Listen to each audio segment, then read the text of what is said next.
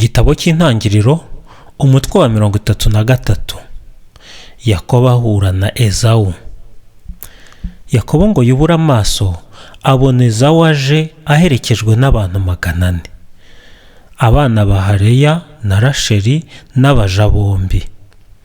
Abaja n'abana babo bajya imbere, hakurikiraho Leya n'abana be, hanyuma hakurikiraho Rasheli na Yosefu.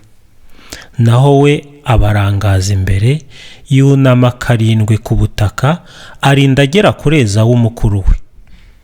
Ezawu amusanganira n'ingoga, amugwa mu nda, aramuhobera, aranamusoma, nuko bombi baraturika bararira.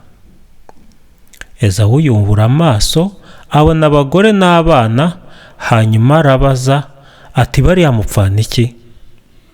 Yakobo ati ni abana Imana yahaye umugaragu wawe.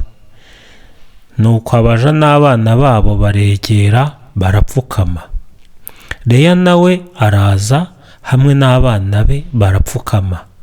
Hanyuma haza na Rasheli na Yosefu nabo barapfukama. Ezawu aravuga ati iriya nkambi yose twahuye ni y'iki?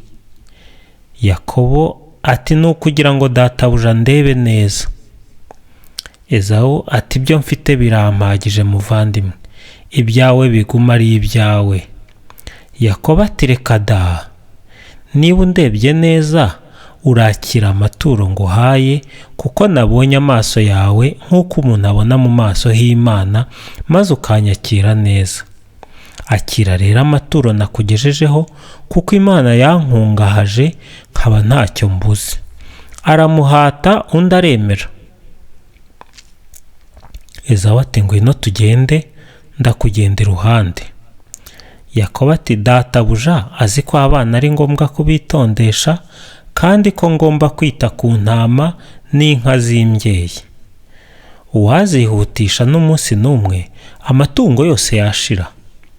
Databuja rero nangenda imbere, ngendaza nitonze, nkurikije ingendo y'amatungo nshoreye n'intambwe y'abana turi kumwe, kugeza igihe tuzagerera iwawe i Seyiri. Ezawu ati reka se, ahubwo ngo usigire bamwe mu bantu banjye turi kumwe. Yakobo ati nabiki? Pfa kubona gusa ubugwaneza bwa databuja. Uwo munsi nyine Ezawu niko gufata inzira ye, yisubirira i Seyiri. Naho Yakobo agenda agana ahitwa Sukoti, ahubaka inzu, ahubaka n'ibiraro by'amatungo ye. Nicyo cyatumye aho hantu hita Sukoti, bisobanura ngo ibiraro. Yakobo atura hafi y'i Sikemu.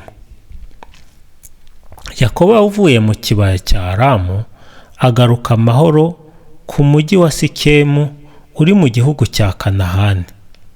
Nuko aca ingando imbere y'umujyi, agura umurima aho ngaho i Sikemu, aho yari yashinze ingando.